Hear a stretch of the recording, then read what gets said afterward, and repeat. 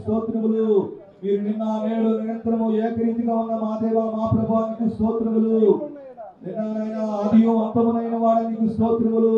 మొదటివాడ కడపటివాడ పునరుత్థానమును జీవమునైన వాడా నీకు స్తోత్రములు.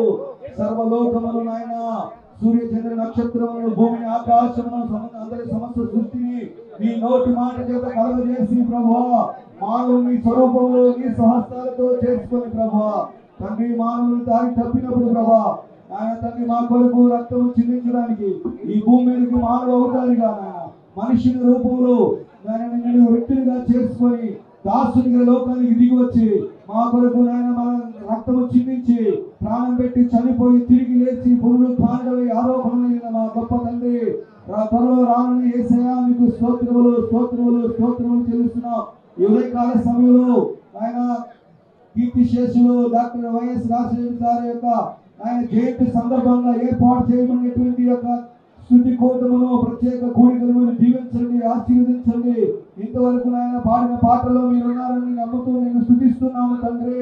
ఈ సమయంలో నేను వాక్య పరిచర్యలోను ముగింపు ప్రార్థన వరకు మీరే తోడుగా నీడగా కోటగా ఉండండి. మీ పరలోక సైన్య సమూహంతో మీరు మా మధ్యలోకి దిగిరండి. మా స్తుతుల మీద మీరు ఆశీర్వాదం కండి. పరిశుద్ధాత్మ దేవుడా ఎటువంటి సాతానుకు అంధకార చీకటి శక్తులకు అధికారం లేకుండా ఈ స్థలం అంతా మీ సన్నిధి దూతలతో ఉంచండి. రక్తాన్ని ప్రోక్షిస్తున్నాం. ప్రతి కీడును అపాయాన్ని తొలగించి నీ శాంతి సమాధానం నెమ్మదిని ప్రశాంతం ఇక్కడ నీ సన్నిధిలో నీ వెలుగును ప్రకాశింపచేయండి తండ్రి. మీకు స్తోత్రాలు. నీకే సమస్త మహిమ ఘనత ప్రభావం ఆరోపిస్తూ గనుడు రక్షకుడైన యేసు క్రీస్తు వారి ప్రశస్తమైన శ్రేష్టమైన నామములో స్తుతించి అడిగి ప్రార్థించి పొంది ఉన్నాము తండ్రి. ఆమేన్ ఆమేన్. కూర్చున్నాం. అందరూ కూడా నిశ్శబ్దంగా ఉండండి. మనం ఇప్పుడు పాడిన కీర్తనలో మొదటి చరణం పాడుతున్నాం. వాగ్దానములను నెరవేర్చు దేవుడవు నీవని అంటున్నా. హల్లెలూయా పాడేందుకు ఒక చరణాన్ని పాడుకుని పల్లవితో ముగిద్దాం. వాగ్దానములానిచి నెరవేర్చువాడవు నీవే, వాగ్దానములానిచి నెరవేర్చువాడవు నీవే, నమ్మకమైన దేవా నన్ను కాపాడువాడవు నీవే, నమ్మకమైన దేవా నన్ను కాపాడువాడవు నీవే. ప్రభువా నిన్ను నేను కొనియాడేదా, హల్లెలూయా పాడేదా. ప్రభు నిన్ను కొనియాడేదా, హల్లెలూయా పాడేదా. ప్రభు నిన్ను కొనియాడేదా. అన్ని వేళలయందునా నిన్ను పూజించి కీర్తింతును, అన్ని వేళలయందునా నిన్ను పూజించి కీర్తింతును. ప్రభువా నిన్ను నేను కొనియాడేదా, హల్లెలూయా పాడేదా. ప్రభు నిన్ను కొనియాడేదా. పాడిన కీర్తనను బట్టి ప్రభు నామమునకు మహిమ. ఈ సందర్భంగా సిద్ధపరచబడిన దేవుని వాక్యం చదువుతున్నాం. యోహాను రాసిన మొదటి పత్రిక 5వ అధ్యాయం 1 నుండి 5 వచనం చదువుతున్నాం.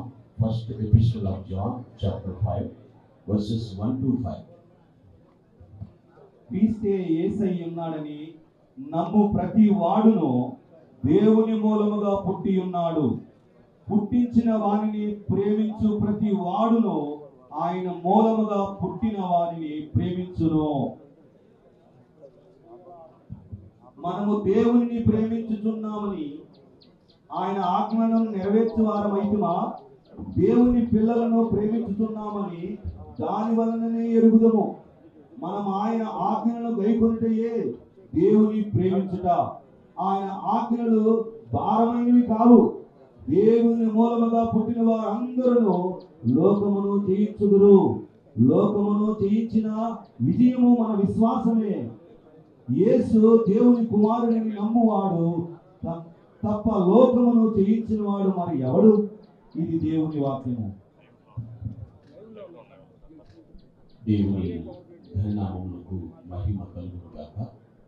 ప్రభువునందు ప్రియులారా, దేవుని వాక్యములు కొద్ది నిమిషములు శ్రద్ధగా ఆలకించాలని మనవి చేస్తున్నాను. కీర్తిశేషులు డాక్టర్ వైఎస్ రాజశేఖర రెడ్డి గారి యొక్క జీవిత విధానాన్ని మనం పరిశీలిస్తే ఇక్కడ లేఖన భాగాన్ని బట్టి నేను అన్వయించడానికి ప్రయత్నిస్తున్నాను. ఆయన దేవుని మూలముగా జన్మించిన వారు, అంటే దైవ సంకల్పాన్ని భూమి మీద నెరవేర్చడానికి నడుం బిగించినటువంటి మహానేత ఆయన. ఒకడు నీటి ద్వారాను ఆత్మ ద్వారాను రక్షించబడితే వారు దేవుని రాజ్యము ప్రవేశిస్తారని లేఖన భాగం సెలవిస్తుంది. ఈ యొక్క జయంతిని పురస్కరించుకుని నేను చెప్పే వాక్యాంశం ఏమిటంటే, దేవుని మూలముగా జన్మించిన వారు. The topic of the message, Born of God. దైవ సంకల్పం ప్రకారంగా జీవించినటువంటి వారు. చాలా మంది చెప్తూ ఉంటారు, కోట్లాది జీవరాశుల్లో మానవ జన్మ చాలా ఉత్తమమైనది అంటూ ఉంటారు. అదే సందర్భంలో మానవుడు కారణ జన్ముడు అని కూడా మాట్లాడుతూ ఉంటారు. అయితే నిజముగా కారణ జన్ముడు అనేటువంటి మానవుడు తన జన్మకు ఏమి కారణం ఉందని గుర్తించి జీవించవలసిన ఆవశ్యకత ఎంతైనా ఉంది. చాలా మంది తన జన్మకు దేవుడు ఎందుకు నన్ను భూమి మీదకి తీసుకుని వచ్చాడు అనేటువంటి విధానాన్ని పరిశీలన చేసుకోవాలి. ఎలాగో ఆయన దేవుని మూలముగా జన్మించిన వారు అని మనం చెప్పగలుగుతాము. మహానేత జీవితంలో వారి యొక్క 60 ఏళ్ల జీవిత ప్రస్థానం అంతటిలో కూడా ఈ వాక్యంలో వ్రాయబడినటువంటి 4 అద్భుతమైనటువంటి లక్షణాలు వారు కలిగి జీవించారు. అందుకే వారిని దేవుని మూలముగా జన్మించిన వారిని సంబోధించడంలో నేను సందేహించడం లేదు. Born of God, that means దేవుని మూలముగా జన్మించుట అంటే అక్కడ మొదటి వచనంలో రాయబడి ఉన్నది, రెండవ వచనంలో కూడా కలిపొట్టున్నాడు, మనము దేవుని ప్రేమించుచు. వారు దేవుని మూలముగా జన్మించిన వారు అనడానికి మొట్టమొదటి కారణం ఏంటంటే, first of all fullness of love. దేవుని ప్రేమ వారిలో సంపూర్ణంగా ఉంది. అంటే దేవుని ప్రేమించిన వారు దేవుని ప్రజలను కూడా ప్రేమిస్తారు. ఆ ప్రేమ ఎటువంటిదంటే, దేవుడు ఎలా ప్రేమించాడో అటువంటి ప్రేమను ఆ మహానేత జీవితంలో మనం చూడగలుగుతాం. అందుకే వారిని స్మరించుకుంటూ మనము దేవుని స్తుతిస్తూ ఉన్నాం. Fullness of love. అందుకనే లవ్ అంటే ఒక అర్థం చెప్తారు, షేరింగ్ అని, పంచుకుంటా. ప్రభు యొక్క ప్రేమను మనం పరిశీలిస్తే సఫరింగ్ ప్లస్ సాక్రిఫైస్ రెండు వారి జీవితంలో పుష్కలంగా ఉన్నాయి.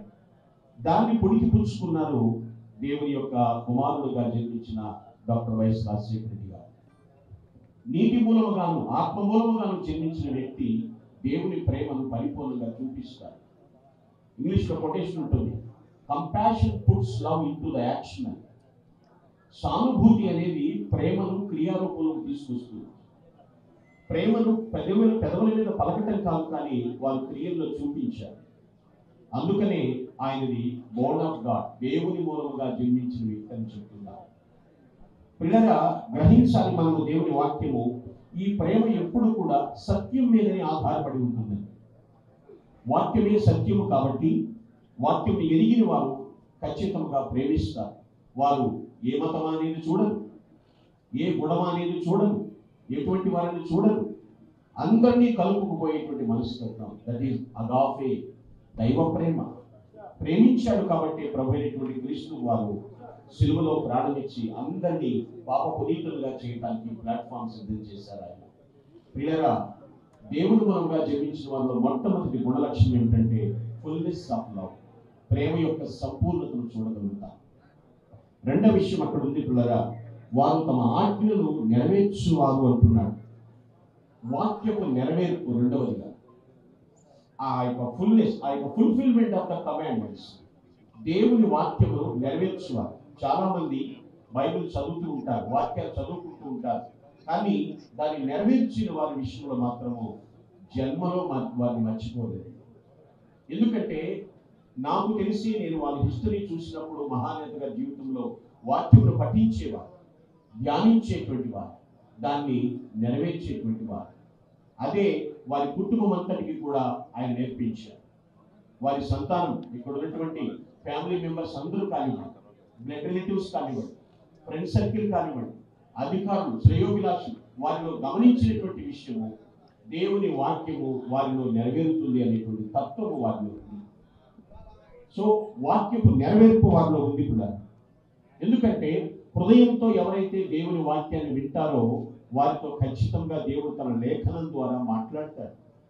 హృదయంతో వినే వారితో దేవుని లేఖనం ద్వారా మాట్లాడతాడని భక్తుడు డేవిడ్ రోపర్ గారు ఇలా చెప్తున్నారు. So we never live without the word of God. దైవ వాక్యం లేకుండా మనము జీవించలేము. వాక్యపు నెరవేర్పు ఆ నాయకుల యొక్క జీవితంలో మనం చూడగలుగుతాం. చాలా బుక్స్ ఉంటాయి, many books informs but only one transforms. చాలా పుస్తకాలు సమాచారాన్ని ఇస్తాయి, కానీ రాజశేఖర రెడ్డి గారి జీవితంలో బైబిల్ వారికి పూర్తి పరివర్తన తీసుకుని వచ్చి ఆ వాక్యమును వారు నెరవేర్చి ఉన్నారు. ఆలోచించాలి. One step forward in the word of God is worth yearly study about it. సంవత్సరాల తరబడి చదువుట కంటే ఆ వాక్య ప్రకారం ఒక అడుగు ముందుకేయటమే గొప్ప సంతృప్తినిస్తుంది. అది మేలైంది. సో వారు దేవుని మూలముగా జన్మించారు, దేవుని సంకల్పాన్ని నెరవేర్చారు అంటానికి రెండవ కారణం వాక్యపు నెరవేర్పు, fulfilment of the word of God. మూడవ లక్ష్యం ఏమిటంటే ఇక్కడ రాయబడినటువంటి మాట, వారు లోకాన్ని జయించుటకు ఏమిటట? విశ్వాసమే, ఫెయిత్. విశ్వాసం గంభీరంగా ఉండేవారు. ఎందుకంటే God is with me, always is with me, he leads me, ఆయన నడిపిస్తుంది. ఆ ఫెయిత్ ఎక్కడా కూడా చెక్కు చెదరకుండా చూసుకునేవారు. అందుకనే దేవుని స్తుతిస్తూ ఆ మహానేతను స్మరిస్తూ ఉన్నాం. ఆయన భూమి మీదకి వచ్చి 76 వసంతాలు పూర్తయినప్పటికీ కూడా ఆ విశ్వాస ఛాయలు ఇంకను కూడా ప్రస్ఫుటంగా కనబడుతున్నాయి. అదేవిధంగా వారి సంతానంలో కూడా జగన్మోహన్ రెడ్డి గారి కుటుంబ విషయంలో, చంద్రబాబు గారి కుటుంబ విషయంలో, వారి రక్త సంబంధికుల కుటుంబ విషయంలో ప్రతి ఒక్కరిలో కూడా ఆ ఫెయిత్ అలా స్టేబుల్గా కనబడుతుంది. విశ్వాసం కారణం, నన్ను నడిపించింది భూమి మీదకి దేవుడు, నన్ను ఇలా నిలబెట్టింది ఆయనే జరిగించుకుంటారు. ఆ ఫెయిత్ చాలా ఇంపార్టెంట్. ఇక్కడ అదే రాయబడినటువంటి మాట, జయించడానికి కారణం నా విశ్వాసం. దేవుని పట్ల విశ్వాసం ఉన్నప్పుడండి, నేటి శ్రమల ఫలితం ఏమిటో మనకు తెలియనప్పటికీ మన ప్రయాణం మాత్రం ఎక్కడికో తెలుస్తుంది. దేవుని పట్ల విశ్వాసం ఉన్నవారు శ్రమలు ఏం చేస్తాయో తెలియదు, కానీ మన ప్రయాణం ఎక్కడికి తీసుకెళ్తుందో మాత్రం మనకు అర్థమవుతుంది. దేవుడు నాతో ఉన్నాడు కనుక నా ముందు ఏముందో అక్కడ భయపడనక్కర లేదు. అది వైఎస్ఆర్ గారి ఫెయిత్. నాతో దేవుడు ఉన్నాడు కనుక నా ముందు ఏముందో అక్కడ భయపడనక్కర పని లేదనేటువంటి మాట. Faith brings absolutely డేర్నెస్, boldness. విశ్వాసము ఖచ్చితంగా ధైర్యాన్ని తీసుకొస్తుంది. ఆ విశ్వాసం ఆయన క్రియల్లో చూపించారు, విశ్వాస ఫలాలు జీవితంలో పండించారు. క్రియల్లో దేవుని పట్ల విశ్వాసాన్ని చూపించారు, తన జీవితంలో ఆ విశ్వాస ఫలాలు ఆయన పండించారు. అందుకే బోర్డ్ ఆఫ్ గాడ్, దేవుని మూలముగా జన్మించినటువంటి వ్యక్తి. నాలుగవదిగా చివరి విషయం ఏమిటంటే పిల్లరా, అక్కడ రాయబడినటువంటి మాట, లోకమును వారు జయించుదురు. లోకమును జయించుదురు. Fourth and finally fullness of victory. సంపూర్ణ విజయం. విజయములో సంపూర్ణత ఉంది. లోకాన్ని జయించినటువంటి వ్యక్తి. ఎందుకంటే విశ్వాసమే విజయం. విశ్వాసముతో పాటు విధేయత కూడా ఉంది. అది విజయానికి మరింత దగ్గరికి తీసుకొచ్చింది. ఆయన అపజయాలు ఎదుర్కొనేటువంటి మన జీవితంలో జయము దయచేవాడు మన ప్రభు. ఎస్, ఈ యొక్క ఓటమి కాదు పిల్లలు, ఆలోచించండి. అయ్యో నేను ఇక్కడ ఆగిపోయినది ఎప్పుడు కూడా లేదు. వారి యొక్క కుటుంబంలో కూడా నేను చూస్తున్నాను. ఎస్, జయమిచ్చువాడు దేవుడు. యేసుక్రీస్తు ప్రభువారు కూడా చెప్తూ ఉన్నారు,